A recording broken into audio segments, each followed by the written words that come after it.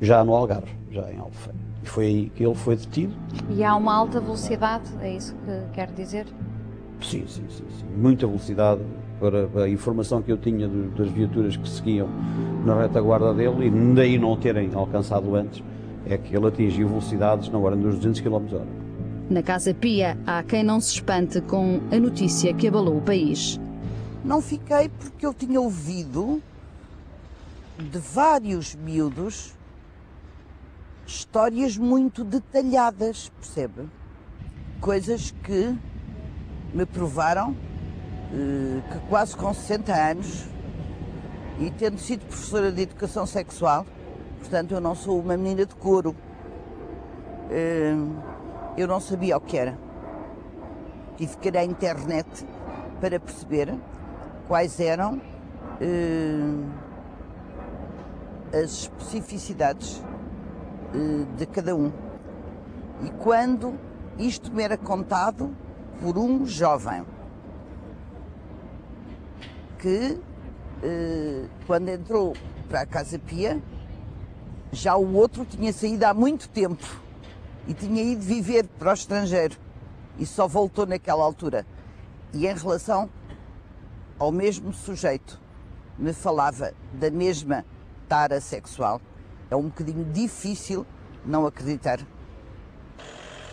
Ao mesmo tempo, são detidos Hugo Marçal e Ferreira Diniz. Foi uma estratégia de investigação, serem detidos em simultâneo para não haver... Pronto, foi uma estratégia de investigação. E ela foi assim entendido que deviam ser os 3 detidos em simultâneo, e foi isso, porque havia elementos, indícios fortes já contra qualquer um deles. Na altura deram uma notícia e eu não acreditei e tive que ler os jornais para acreditar. Portanto, fiquei muito surpreendido e isso deu-nos muito mais força para continuar. Foi também Ricardo que entregou à Polícia Judiciária o número de telemóvel de Carlos Cruz. Como é que tinhas o número de telemóvel de Carlos Cruz? Da mesma maneira que ele tinha o meu número de telefone. Falavas diretamente com ele ao telefone? Não, eu falava com ele diretamente. E falaste muitas vezes? Sim, bastante. Nessa altura, as testemunhas já tinham identificado os arguidos no álbum, já tinham levado os investigadores às casas onde ocorreram os abusos, feitos croquis dos interiores dessas mesmas casas, e tudo parecia coincidir. Todos eles nos levavam aos mesmos locais e desenhavam os interiores desses locais. Como é que isso era feito? Levavam-nos num carro e eles depois iam dando indicações? Levávamos num carro e eles é que davam as indicações até à chegada do local. Sem qualquer sugestão, eles é que levavam ao local. Os reconhecimentos são feitos nestes moldes. E eram feitos sempre de forma individual? Sempre individual. Nunca era feito no mesmo carro, seguia sempre só um miúdo. Utilizado também na investigação foi o reconhecimento pessoal.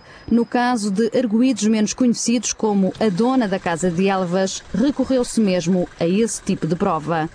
Ela foi colocada no meio de outras pessoas? No meio de pessoas com fisionomias muito semelhantes. Até havia uma que era quase idêntica a ela, parecia meio irmã gêmea, enfim, mas que não evitou que fosse reconhecida inequivocamente e apontada como sendo ela que estava lá. As testemunhas não hesitaram? Não. Na Polícia Judiciária, as diligências multiplicavam-se ao ritmo de, entre reconhecimentos de locais e pessoas, ouvirem dezenas de crianças por dia. Era levado um miúdo de um colégio, um miúdo de outro, eram levados miúdos que não tinham nada a ver com a situação, que nunca foram abusados, mas que queriam falar, mas que tinham alguma história para contar, contavam coisas. Os miúdos abusados, à medida que iam sendo referenciados, eram levados para a polícia em carros separados. Algumas das testemunhas passaram mesmo a ter proteção policial. Houve quem chegasse a viver durante meses isolado de tudo e de todos, de forma a não influenciar em depoimentos. Foi uma experiência muito marcante para mim, porque estive em vários sítios protegido, em vários sítios do país, tive segurança 24 horas por dia, onde estava privado da vida social, não podia sair sem o acompanhamento policial, não podia ir a um café sem os agentes. Foi uma prisão autêntica. Na altura, foi uma prisão autêntica mesmo. Ao mesmo tempo, todas as vítimas foram sujeitas a perícias médicas. Ficou provado que todos eles foram abusados ao longo de muitos e muitos anos. Um episódio que me marcou tremendamente. Um indivíduo que eu tínhamos a certeza que tinha sido abusado. E só levávamos a exame médico aqueles que nós tínhamos a certeza que eram abusados. Porque não íamos fazer uma violência, submeter uma criança a uma violência daquelas, que é uma violência também. E ele, quando foi submetido ao exame, que acusou nitidamente que tinha sido vítima de abusos sexuais, o que ele respondeu é que tinha sido no duche e tinha metido no ânus o chuveiro do duche. Vejam o sofrimento e o medo destas crianças para chegarem a um ponto de fazerem estes relatos, tendo sido abusados, o que é que eles sofriam e o tal medo, que vinha há pouco a falar, acho que isto transmite nitidamente que isto é por medo. E por vergonha também, mas muito por medo.